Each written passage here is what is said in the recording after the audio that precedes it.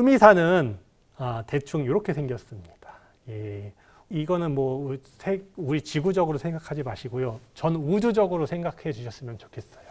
뭐 은하계보다 더 큰 뭐 은하단 뭐 그런 아주 큰 우주, 거기에 중간에 아주 큰 산이 하나 있는데요. 이 산은 보통 산은 우리 삼각형으로 꼭대기가 이렇게 뾰족하게 좁고 뾰족하게 생겼지만 이 수미산은 맨 정상이 편편하게 생겼습니다. 그래서 딱 봤을 때 장구를 세워놓은 것처럼 밑에는 넓고 허리는 짤록하고 다시 위에는 편편한 그런 절구처럼 생긴 산이다라고 생각을 하시면 됩니다. 그래서 이 산의 중간에는 사천왕이 있고 이 꼭대기에 도리천이 있고요. 요 중변에는 이제 바다입니다. 바다. 그리고 바다 동서남북에 4개의 대륙이 있어요. 이건 나중에 위태천을 설명할 때 좀 해야 되니까 여기서 잠깐 설명을 드리겠습니다. 북쪽에는 구로주, 동쪽에는 승신주, 남쪽에는 연부주, 서쪽에는 우화주라고 하는 4개의 큰 대륙이 있고요.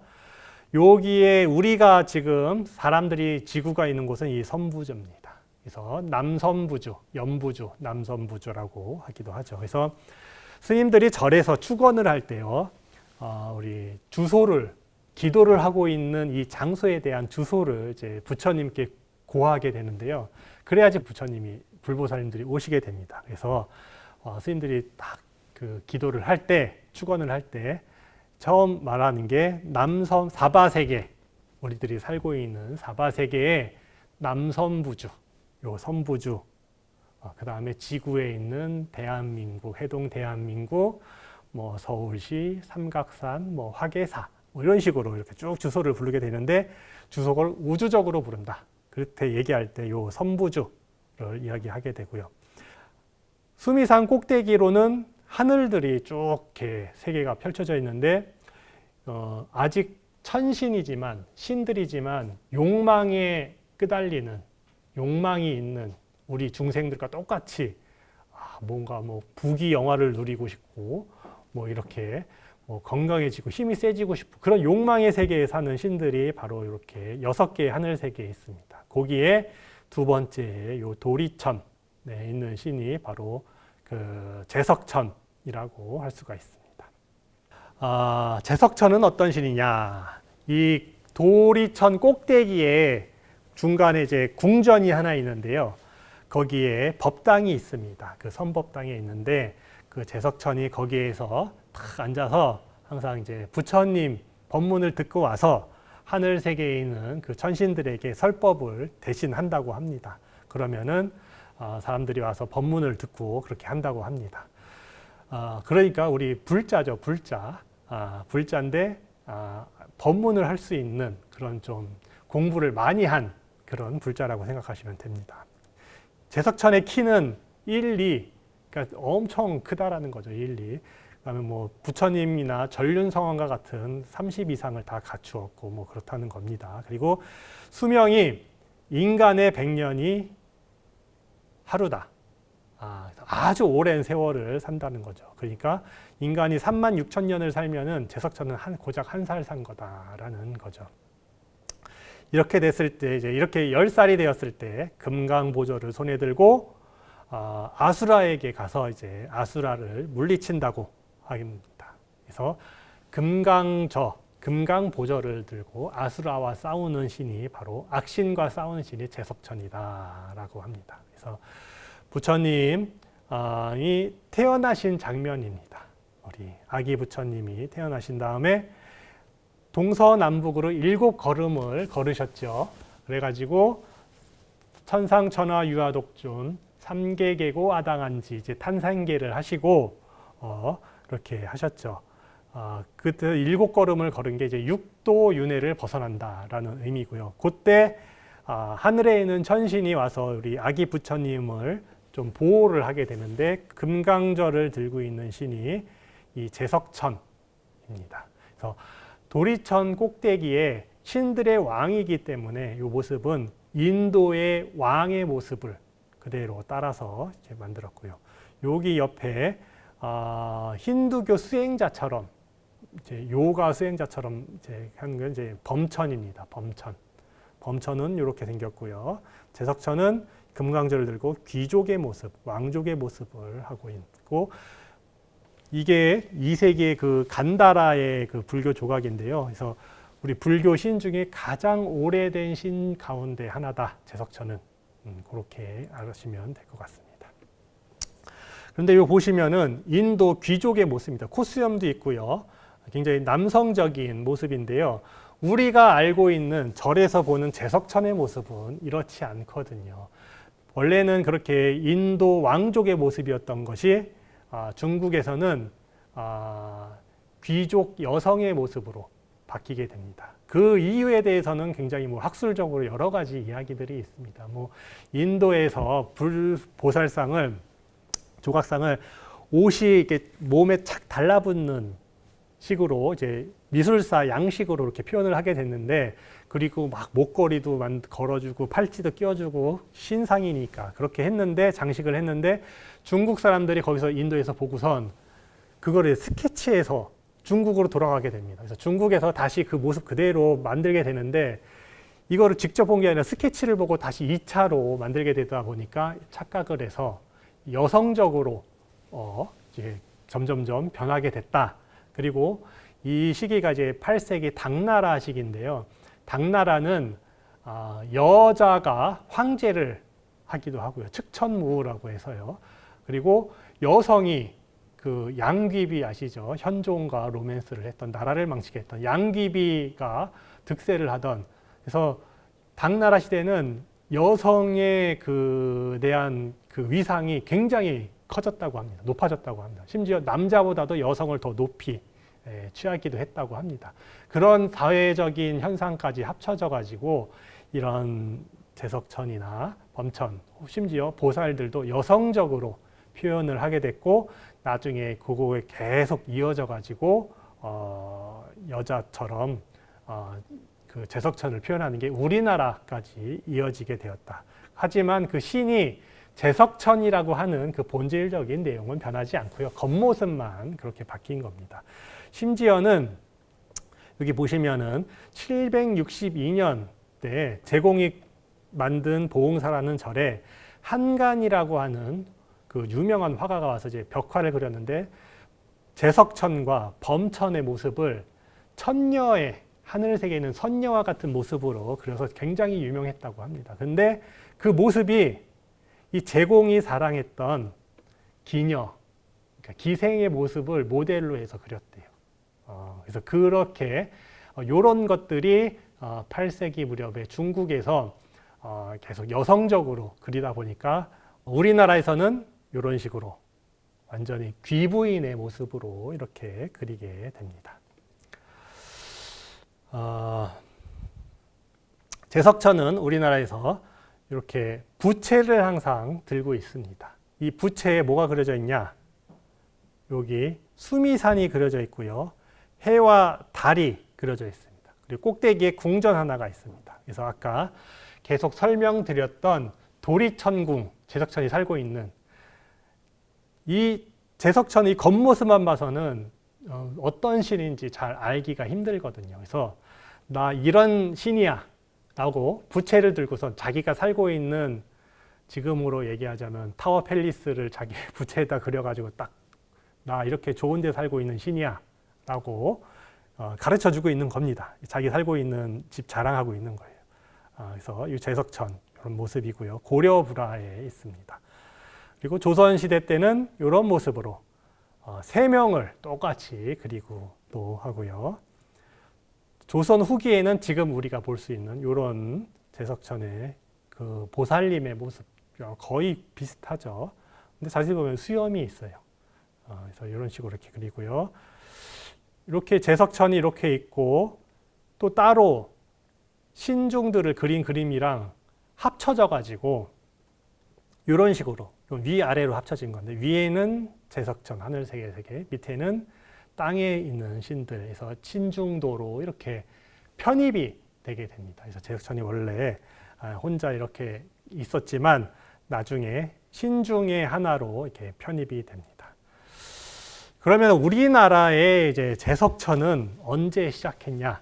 우리나라의 이제 제석천 신앙은 불교가 전래되면서부터 바로 시작이 되었죠. 그래서 이 제석천이 하늘 세계에 사는 신이다라는 것이 불교 경전에 있고, 그리고 우리나라에는 불교가 들어오기 전에 이미 하늘에 대한, 하늘신에 대한 제사를 지내는 그런 이제 신앙이 있었습니다. 근데 그런 신앙들이 융합을 해가지고 꼭 제석천이 우리가 옛날부터 불교가 들어오기 전부터 이미 우리가 제사 지내고 있던 하늘신이다 라는 것들이 고려시대 때 정립이 되게 됩니다. 그래서 삼국유사와 제왕운기라고 하는 책들을 보면요, 단군 신화가 이제 우리가 지금 알고 있는 단군 신화가 이제 나오게 되는데, 거기에 단군의 아버지는 환웅이죠.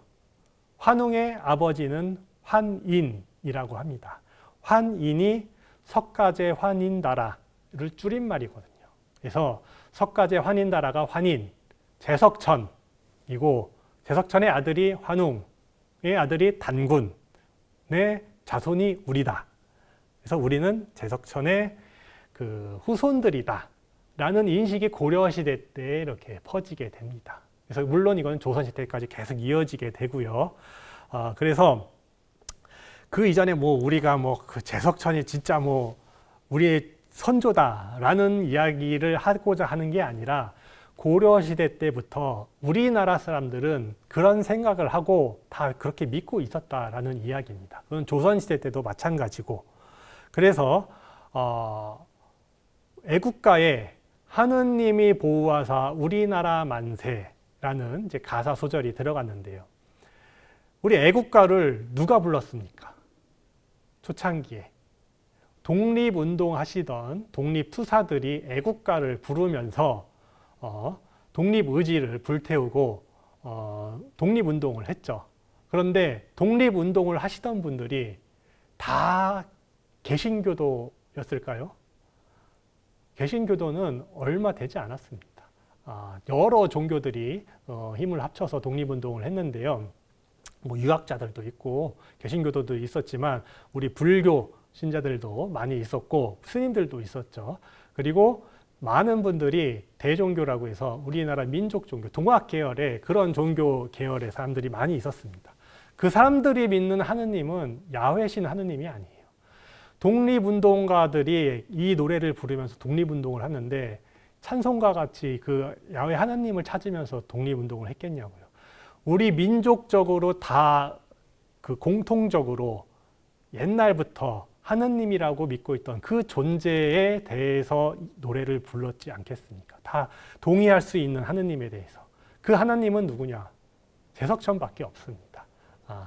그리고 이 애국가를 작사한 사람이 누구냐? 지금은 이제 공식적으로 미상, 알 수 없음인데요.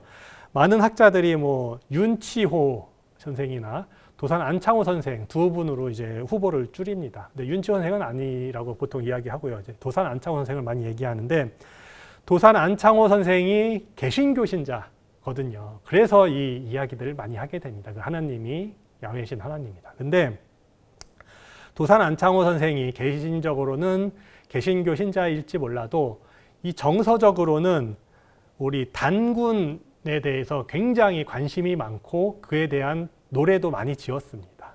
그래서 도산 애국가 시집이라는 시집이 있는데요. 거기 한반도가 대황조의 높은 덕, 대황조는 단군입니다. 이런 시들을 지었는데 이 시들이 애국가의 그 원형이라고 보통 학자들이 이야기를 합니다. 그래서 내용을 보면은 동해에 돌출한 나의 한반도야, 너는 나의 조상 나라이니 우리 황조 단군께서 태백산에 강림하사 나라집을 건설하여 자손 우리에게 전하셨네. 그래서 우리나라는 단군의 후손이다라는, 비록 기독교 신자지만 이거 인식이 확실했거든요. 그리고 태산이 변하여 바다되다, 바다가 변하여 들이댄들, 나라 사랑하는 마음 변할 수 없고, 이런 것들의 동해물과 백두산이 마르고 닳도록이 이런 부분이고, 하느님이 보아서 우리나라 만세, 이런 것들이 이제 애국가 가사로 변하게 됐는데, 요 하느님은 그러니까 단군의 그 시조인 제석천, 아니 굳이 따지자면 제석천으로 볼 수 있다라고 저는 강력하게 주장을 합니다. 이거 뭐 그 우리 종교 분란, 뭐 국민 정서에 이렇게 막 이렇게 분열을 일으키고자 하는 게 아니라요. 그쪽에서 하도 그 교계 쪽에서 얼마 전에 그 총리 후보 문창극 씨인가요? 그 사람도 막 이 사람 하느님이 뭐 이제 그 개신교 야외신이다라고 막 하는 바람에 큰 이슈가 되기도 했는데요. 그런 문제들이 자꾸 일어나다 보니까 원래 하느님은 우리 민족 종교, 한민족이 공통적으로 신앙하던 하늘신에 대한 그런 건데, 이게 편협하게 자꾸 그렇게 하니까 굳이 따지자면은 제석천이다 라고 말씀을 드릴 수가 있습니다. 그래서 그 제석천이 우리 애국가에 있는 신이고요. 또 다른 역할을 하기도 합니다. 우리 불교에는 부귀, 아주 재물을 많이 주고 부자가 되게 하는 신이 불분명합니다. 딱 드러나지가 않아요. 누가 부자 되게 하는 신이냐? 요즘은 자본주의 시대를 살아서 그런가 제가 절에서 주지소임을 볼 때 신도분들께서 와서 이제 기도를 할 때 발언문을 적게 되겠는데요. 기도문의 뒤에다가 그러면 뭐를 원하세요라고 발언하시면 부자 되게 해주세요. 부귀 영화 누리게 해주세요. 이런 아주 굉장히 소박한 발언들을 많이 쓰세요. 우리가 지금 현대 자본주의 사회를 살면서 이런 이제 재물에 관한 것을 벗어나기는 힘든 것 같습니다.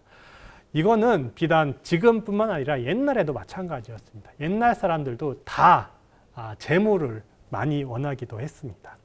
그런데 우리 불교의 가장 그 중요한 수행 방법 중에 하나는 소욕이죠. 소욕. 욕망을 제어하는 겁니다. 이런 부귀 영화, 재물 바라지 말고 보시하고 이런 거를 강조하게 돼서 이 재물의 신에 대해서는 약간 성격이 불분명해요. 하지만 우리들은 다 마음속으로 사실은 부자가 되고 싶어하는 그런 마음이 있습니다. 그래서 제가 우리 신 104위 신중 가운데 부자를 만들어주는 신이 과연 누굴까라고 생각을 해봤는데, 경전이나 우리 불교 의식집에는 딱 드러나진 않습니다. 이 신이 부자 되게 만들어지는 신이다. 하지만 우리 조상님들이 선조들이 다 이렇게 은유적으로 이렇게 해놨더라고요. 인도에서는 불교에서 부자의 신은 쿠베라라고 하는 비사문천이라고 하는 신이 따로 있습니다. 중국은 이 관우, 삼국지의 관우인데요. 관성제군이라고 하는 신이 됩니다. 그래서 불교로 들어오게 돼요. 불교의 도교의 신이 되기도 하지만 불교의 신이기도 합니다. 이런 관성제군. 그래서 중국의 무슨 음식점이나 상점에 가시면 앞에 관우상이 이렇게 있는 걸 혹시 보신 적이 있을 수도 있습니다. 이게 괜히 하는 게 아니라 이 부자 되게 만드는 신입니다. 그리고 포대화상. 옛날에는 큰 부자가 자손이기 때문에 많은 아이들과 함께 있는 이 포대화상이고요.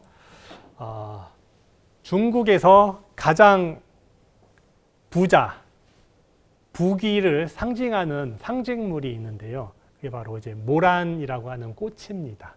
그래서 모란 꽃이 그려져 있는 것은 부귀를 상징하게 됩니다. 그래서 우리나라 조선 시대에도 결혼을 할 때, 결혼식 그 혼례할 때 뒤에 병풍으로 치게 되는데 여러 그림이 그려진 병풍을 치기도 하지만 요 모란 병풍을 이렇게 많이 쳤다고 합니다. 부자대라고 하는 의미입니다. 그래서 원래 제석천, 아까 말씀드렸지만 제석천은 이 부채를 들고 있는데 자기가 살고 있는 아주 좋은 궁전, 도리천궁이 그려져 있는 부채를 들고 있었어요. 그런데 어느 순간부터 우리 제석천이 모란꽃을 들고 있는 모습으로 바뀌게 됩니다. 연꽃을 들고 있기도 하는데 모란꽃을 들고 있는 제석천이 굉장히 많습니다. 이런 거는 뭐냐? 아마도 우리 이제 선조들이 신중도에 제석천을 그리게 되는데 이 부귀 영화를 염원하고 기도하고 싶은데 딱 들어맞는 신은 없고 그렇기 때문에 이 제석천에게 부귀 영화의 그런 성격을 부여한 게 아닌가라고 추정을 해볼 수가 있습니다. 그래서 이 제석천은 이렇게 모란 꽃을 들고 있는 모습이 많이 있다. 요거는 우리에게 재물과 부귀를 응답하기 위한 그런 제석천의 성격이다라고 이해를 하시면 될 것 같습니다.